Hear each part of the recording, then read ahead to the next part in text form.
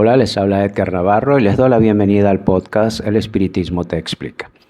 En el capítulo anterior estuvimos conversando sobre los objetos malditos o con poderes.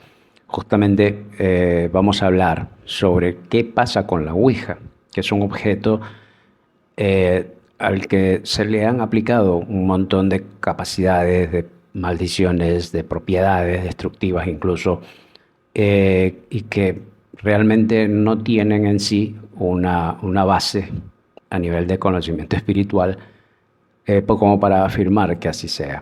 Ciertamente, cuando se establece una comunicación espiritual de forma irresponsable, sin saber qué se está haciendo, se establecen lazos con esos espíritus comunicantes debido a la afinidad de las personas que hacen las reuniones.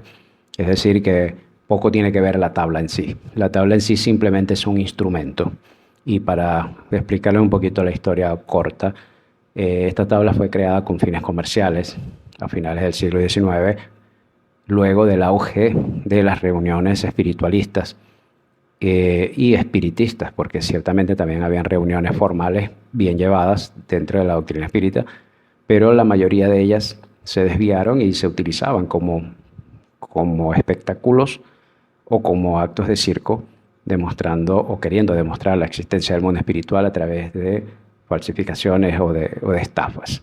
Entonces, luego de que este movimiento se ve en auge en Estados Unidos, esta persona vio la oportunidad, crearon un instrumento basado en las mismas tablas que utilizaban para comunicaciones anteriores, que eran como una plancha con letras, un planchart, y de ahí nace en sí esta tabla. Les cuento este origen porque no tiene que ver con el proceso del nacimiento de la doctrina espírita, ya que en el momento en que Allan Kardec, que es el codificador de la doctrina, trabajaba haciendo justamente las preguntas al mundo espiritual, recibiendo todas las comunicaciones y armando en sí todo este compendio de conocimiento que vienen a formar la doctrina, no utilizaban ningún tipo de instrumento que no fuese la mediumnidad en sí. Al principio, él asistía a las reuniones cuando comenzó a entrar en contacto con este tipo de reuniones espiritualistas. Se dio cuenta de que la acción inteligente que se producía allí, cuando había realmente una comunicación, no tenía nada que ver con los objetos. En principio utilizaban una especie de cestita con un lápiz para transcribir los mensajes que provenían de espíritus comunicantes. En este punto, Kardec se da cuenta y en el desarrollo de la doctrina y justamente cuando se publica el libro de los médiums, después de la publicación del libro de los espíritus, del Evangelio según el espiritismo, se publica este libro como una especie de manual sobre la mediumnidad y se explica que esta aplicación o del proceso de la comunicación está relacionado directamente al medium y a sus capacidades. Que los objetos simplemente pueden ser instrumentos, así como un medium, escriba o psicógrafo, como es el nombre, recibe un mensaje y lo escribe. El lápiz en este caso es el instrumento, pero el medium en sí es el que recibe el mensaje. Y esto es justamente lo que pasa con las comunicaciones, con la Ouija.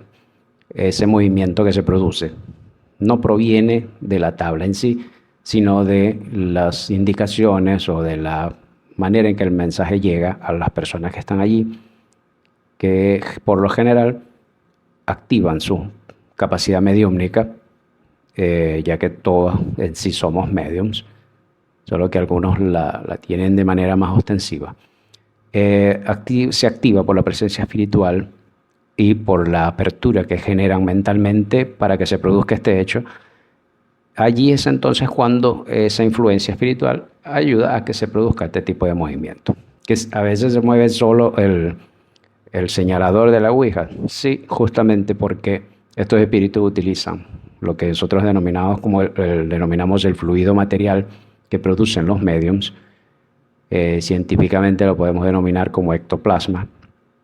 Este fluido es manipulable y mentalmente los espíritus tienen una capacidad de hacerlo y es a través de él que se genera una acción utilizando el fluido como un instrumento, como si fuese una pinza o una mano para mover un objeto. Entonces, el medium es el que aporta ese fluido sin saberlo, generalmente sin saberlo. El espíritu lo utiliza y se produce lo que denominamos un efecto físico, que viene a ser este tipo de movimientos que puede pasar de un simple objeto moviéndose o a varagundas, a escándalos, poltergeist, todo este tipo de actividades paranormales, como las denomina la ciencia actualmente en sus estudios hacia la vida espiritual. Lo cierto es que la Ouija en sí no tiene ninguna capacidad más allá de ser un mero instrumento.